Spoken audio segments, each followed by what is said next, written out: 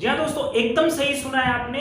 CET जो है राजस्थान में भी लागू हो चुका है। ये खुशखबरी आपके लिए है कि सीईटी जो है अब राजस्थान में भी लागू हो चुका है। पहले ये सेंट्रल लेवल पे पहले ही लागू हो चुका था, अब राजस्थान ने भी इसको लागू कर दिया है। तो सबसे पहले क्वेश्चन उठता है कि आखिर ये सीईटी होता क्या है। दोस्तों, सीईटी की अगर फुल फॉर्म की बात करें तो इसकी फुल फॉर्म है कॉमन एलिजिबिलिटी टेस्ट। हिंदी में बात करें तो समान पात्रता परीक्षा।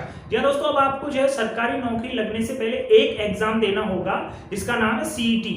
और ये एग्जाम आपके लिए इसका स्कोर कितने साल तक मान्य होगा? इसका स्कोर दोस्तों 3 साल तक इसका स्कोर मान्य होगा। और ये एग्जाम जो है साल में कितनी बार लगेगा दोस्तों? ये साल में एक बार आपको ये एग्जाम देना है और 3 साल जो है इसके स्कोर की वैलिडिटी रहेगी। लेकिन खास बात ये है कि दोस्तों अगर आप अपना स्कोर बढ़ाना चाहते हैं तो आप नेक्स्ट ईयर वापस सीईटी का एग्जाम देके अपना स्कोर बढ़ा सकते हैं। यानी कि हर साल आप एग्जाम देके अपना स्कोर इंक्रीज कर सकते हैं। जो लेटेस्ट एग्जाम जो सीईटी का होगा वो आपके लिए मान्य होगा और उसकी वैलिडिटी 3 साल तक रहने वाली है। तो अब बात आती है कि इससे फायदा क्या होगा? फायदा दोस्तों ये होगा कि जो बार बार फॉर्म भरे जा रहे थे अलग अलग एग्जाम के, उन बार बार फॉर्म भरने से जो है स्टूडेंट्स बच जाएंगे। और जो बार बार ट्रैवलिंग हो रही थी, किसी का सेंटर जोधपुर आ रहा है, किसी का बीकानेर आ रहा है, किसी का गंगानगर आ रहा है, किसी का जैसलमेर आ रहा है, तो बार बार जो ट्रैवलिंग हो रही थी, वो जो परेशानी हो रही थी स्टूडेंट्स को, उससे बच जाएंगे। जो गवर्नमेंट को भी परेशानी हो रही थी बार बार एग्जाम कंडक्ट करवाने की, उससे भी बच जाएंगे। जो सिलेबस की परेशानी हो रही थी, मान लीजिए पटवारी में अलग सिलेबस आ रहा है, एलडीसी में अलग सिलेबस आ रहा है, जूनियर अकाउंटेंट में अलग सिलेबस आ रहा है, तो वो सिलेबस का जो चेंज है और उसकी वजह से जो है तैयारी पे जो इफेक्ट पड़ता है उससे भी स्टूडेंट्स बच जाएंगे। अब उनको पता रहेगा कि ये सीईटी का एग्जाम है, साल में एक बार होगा, इसका सिलेबस ये है, तो मेरे को इसमें ज्यादा से ज्यादा स्कोर करना है और इसके बेस पे जो है मेरे को सरकारी नौकरी जो है प्राप्त करनी है। अब बात आती है दोस्तों कि क्या जो सरकारी नौकरी वो केवल सीईटी के स्कोर के आधार पर मिल जाएगी या एक एग्जाम और देना होगा? तो अगर नोटिफिकेशन को ध्यान से पढ़ते हैं तो आपको सीईटी के स्कोर के आधार पे ही नौकरी मिलने के चांसेस हैं। और अगर कुछ न्यूज़पेपर कटिंग्स की अगर हम बात करें, अगर कुछ न्यूज़पेपर्स पढ़ते हैं तो सामने आता है कि ये एक तरीके से प्री एग्जाम होगा और जो है एक एग्जाम आपको सरकारी नौकरी लगने के लिए और देना होगा। तो इसका फायदा जो है दोस्तों, एक तो ये होगा कि जो स्टूडेंट्स की संख्या है, नंबर ऑफ स्टूडेंट्स है, वो वहाँ पे कम हो जाएंगे। मान लीजिए वो पोस्ट जीतती है, मान लीजिए 4-5 हज़ार वैकेंसी पटवारी की है, वो 5 से 6 गुना बच्चों को बुलाना चाहते हैं, मान लीजिए 10 गुना बच्चों को बुलाना चाहते हैं, 50,000 बच्चों को वो बुला लेंगे और 50,000 का एग्जाम देके पटवारी के 4,000 पोस्ट को वो फिल कर देंगे। मतलब 4,000 पटवारी उनको मिल जाएंगे।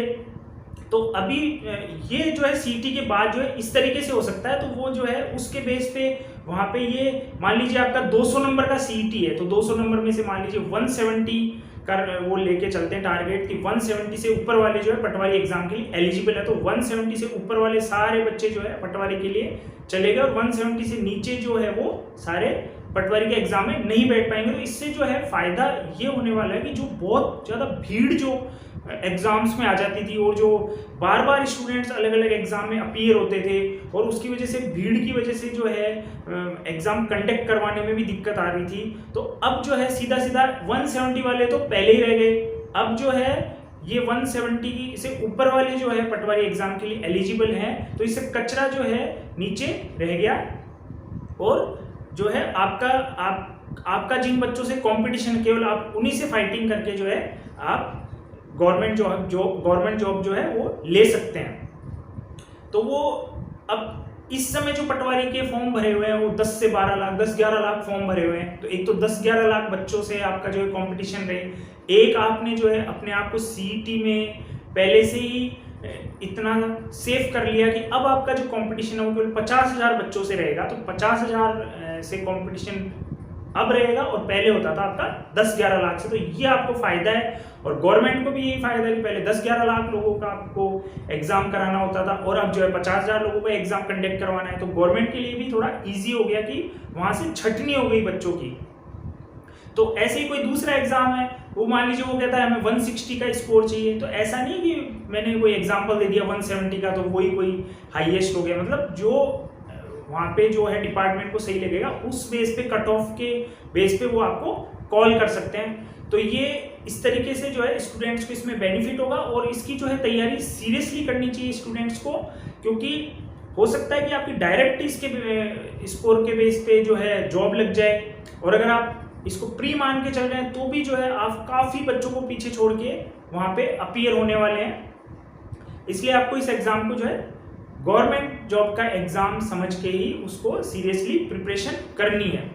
तो ये जो है नेशनल लेवल पे तो पहले से ही लागू हो चुका था। और अभी जैसे एक एग्जांपल मैं आपको और देता हूँ इसको समझने के लिए, जैसे नेट का एग्ज़ाम होता है, NET नेट, तो अगर वो एग्ज़ाम कोई क्लियर कर लेता है तो कॉलेज लेक्चरर के लिए जो है वो एलिजिबल हो जाता है। कॉलेज लेक्चरर की अगर कोई वैकेंसी निकलती है तो वो नेट जो क्वालिफाई कैंडिडेट है वो कॉलेज लेक्चरर का एग्जाम दे सकता है। उसी तरीके से ये एग्जाम है CET में जो आपका स्कोर है वो डिसाइड करेगा कि आप जो है गवर्नमेंट जॉब का जो नेक्स्ट एग्जाम उसमें बैठ सकते हैं या नहीं बैठ सकते। तो दोस्तों आपके लिए ये एक बहुत अच्छी अपॉर्चुनिटी है कि आप जो है अच्छे से अच्छा स्कोर, वो भी हर साल आप अपना स्कोर जो है इंक्रीज कर सकते हैं, अपने स्कोर को अपने अकॉर्डिंग जो है बढ़ा सकते हैं।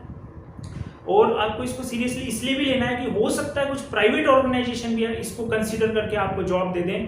तो जब तक मान लीजिए वैकेंसी नहीं निकलती है तब तक आप जो है कोई दूसरी जॉब कर सकते हैं। और दूसरा आपने जो है देखा होगा कि संविदा के बेस पे जो है छोटे मोटे ऑर्गेनाइजेशन, छोटे मोटे जो गवर्नमेंट डिपार्टमेंट है वो कॉन्ट्रैक्ट बेस पे जो है सरकारी नौकरी देते हैं, वो भी CET के बेस पे जो है सरकारी नौकरी आपको दे सकते हैं। तो इसमें आपको नौकरी मिलने की पूरी जो है वो संभावना है। जब वैकेंसी निकलेगी तब तो आप एलिजिबल होंगे ही होंगे, उसके बीच में भी जो है छोटी मोटी जॉब जो है आपकी लग जाएगी। तो दोस्तों मेरा तो यही कहना है कि आप इसको एकदम सीरियसली लेके आप तैयारी में लग जाइए। जल्दी इसका सिलेबस आने वाला है, जैसे इसका सिलेबस आएगा मैं आपको जो है प्रोवाइड करा दूंगा।